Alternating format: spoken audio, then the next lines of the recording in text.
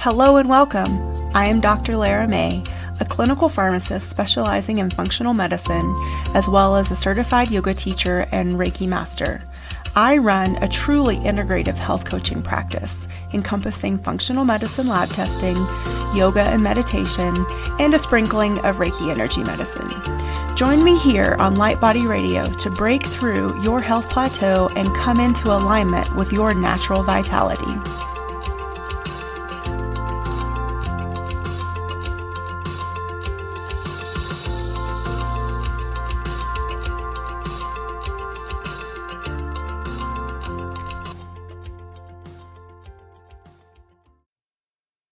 Hello and welcome to Light Body Radio. I'm your host, Dr. Lara, and today is another installment of Wellness Illuminated. And I wanted to continue our conversation that we started in the last Wellness Illuminated episode about the model.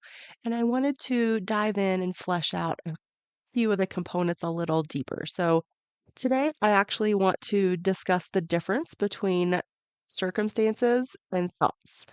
Now, if you recall the model is a framework of which we are able to evaluate how our thoughts create our feelings create our actions, and our actions create a result. You get a piece of paper and you write down CTFAR: circumstance, thought, feeling, action, and results. And so remember that the circumstance is something factual. It does not include any emotion. It can include like a quote of something like someone said exactly to you, but it is not, um, yeah, it's just not emotional. It should be like very factual and like almost like you would be able to like argue it in court. It's a circumstance. It is what it is. And so I wanted to give you an example to help you sort of um, see the difference between circumstances and thoughts. So in this is an example of one of my clients, and this client hates her job. But more specifically, she has a real problem with her boss. And I don't know about you, but I myself have also had toxic bosses. I'm sure lots of you out there have. And so, like, how do you deal with them? What do you do about it? Do you just suck it up and suffer through? Do you speak up and, like risk losing your job? Do you escalate things to HR? Like, what is it? How do you handle like toxic boss problems? So in this situation, she, my client female, she really felt powerless and stuck, because she needed the job to pay the bills and, to maintain the lifestyle that she had become accustomed to living. But at the same time, she was frustrated with the way that he would talk to her or treat her every day. And or, if she brought something forward, he would oftentimes discount it, or maybe even sometimes he would like take credit for her idea and not give her like any credit at all. And so she really wanted to quit and came to me, to help her figure out what to do. And so my approach to this, and I can tell you again because I've been through this myself and I've also like been challenged in the same way, is if you want to quit your job, that's fine, you can quit, but make sure you're cutting, a clean slate, a clean cord, and you're not taking all that previous work baggage with you to the new job. Because I can tell you that if you take all that baggage from the old job to the new job, then what most likely is going to happen is you're going to create a similar circumstance at the new job, and you're going to think, why can't I, why does every situation seem to be similar? Well, the similar theme is you and how you're showing up at the job and your thoughts about it, which create your actions and results. So quitting a job that's toxic is not a bad thing, but just make sure that your mindset when you're going through the process and when you're entering the new job is as clean as unclear as possible. And again, that's why this model is so powerful. So after probably, I don't know, and I'm not exaggerating, like a good 20 minutes of letting my client rant and rave about this horrible boss, I finally, got to, politely butted in a little and I said, "Well, your boss is the circumstance." And she wanted to say that, "Well, I'm not making up how he talks to me. Like these are all true things." And I said, "I believe you, but so what?" So we have in quotes with the last like bad thing that he said to her. And and that is the fact. So he said, I don't even remember what it was, but we'll just say like he said something derogatory. So we have that in the circumstance line. That's a quote, that's a fact. But what really is creating her negative feeling about what he said is her thought about it. So I asked her, I said, "Well, when he said this, what did you think?"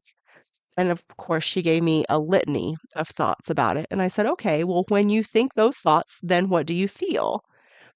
And that's when we were able to really come to this aha moment of oh, I am creating this feeling myself, not him and what he said to me.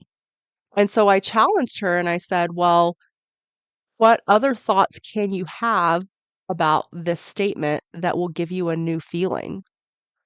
And so that was really, you know, it's challenging, but that's sort of the point of this work is like if we want to create change, then we have to challenge how we think and how we behave and what we do and how we show up or how we don't show up.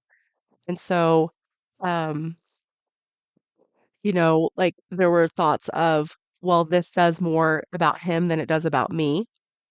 And that thought gave her a different feeling. There were some thoughts that were maybe even giving him the benefit of the doubt, and that gave her a different feeling. So we went through several different scenarios in order to illustrate the fact that just because he said this horrible thing doesn't mean that it automatically creates a bad feeling in her. It's her thought about what he said that creates the uncomfortable feeling. And so she has the power to think something else in order to feel something else. And so I think this something else that's really important while doing this work is that we get comfortable with exploring our feelings and what our thoughts are around certain feelings. And so there's a couple of books out there. There's one that's called The Dictionary of Emotions that I have that I really like. And it's fun sometimes to just flip through the book and pick a feeling and then sort of like feel into it, allow yourself to go into that feeling, and then start to become aware of what you think about when you're feeling that feeling. Because this is, again, the work that's going to be able to bring awareness. So instead of getting triggered, which I think it is a real thing, but it's also an unconscious thing. And if we could bring more power to ourselves and more awareness, then we could prevent ourselves from getting triggered so much. And we would have awareness and power over our thoughts and feelings instead of this autopilot. When something happens, you automatically go to that triggered place and then you start to spiral. Or when someone says something to you that triggers you, you automatically go down a rabbit hole of fear and anxiety or something like that. So, like, yes, those are real things and they're real responses. They don't have to be your automatic and your go-to. And I'm not saying this is easy overnight fixes, but these are processes because this is all about training our brain. When we are traumatized, we're imprinted with a certain um, layout of events and then the consequences and then those feelings and results. And if we keep replaying that, then that becomes the autopilot. So, in order to change that, we have to stop the cycle, interject, and bring something new into it. And that takes being deliberate and being intentional. And so I want to leave you today with this challenge of whether or not you have a toxic boss or maybe, a toxic personal relationship and you want to change it or you want to change something about it. What you have the power to change is yourself within the dynamic. You don't have any control over that other person and how they show up, but you do have control on you, yourself, your thoughts, your feelings, and how you show up. So I encourage you to maybe use this model and write down something that was what you would, from the unconscious perspective, say, well, that made me feel a certain way. What was that circumstance? And then from there, I want you to think about, well, what was I thinking that created the feeling that was uncomfortable that you didn't like?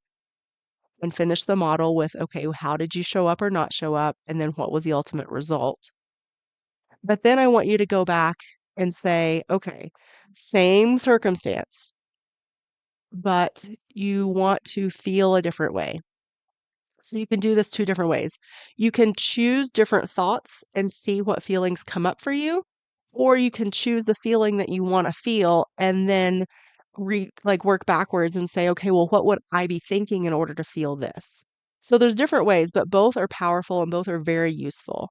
So I want you to try that and then continue with the model from that new feeling. How are you acting, doing, not doing, showing up, not showing up? All the things, and then what is the result? And see how it's different. Okay, so I appreciate all of you. The show notes for these episodes live at drlaramay.com/show notes.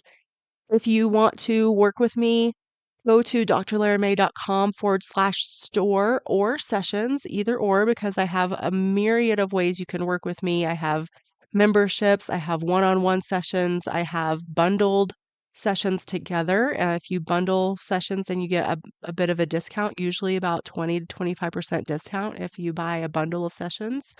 And so I would love to be able to help as many of you as possible. And within the membership space, so that's more like a group coaching space. And so I have different levels of membership as well. So anyway, check all that out at drlaramay.com, and I will catch you guys in the next episode. Bye.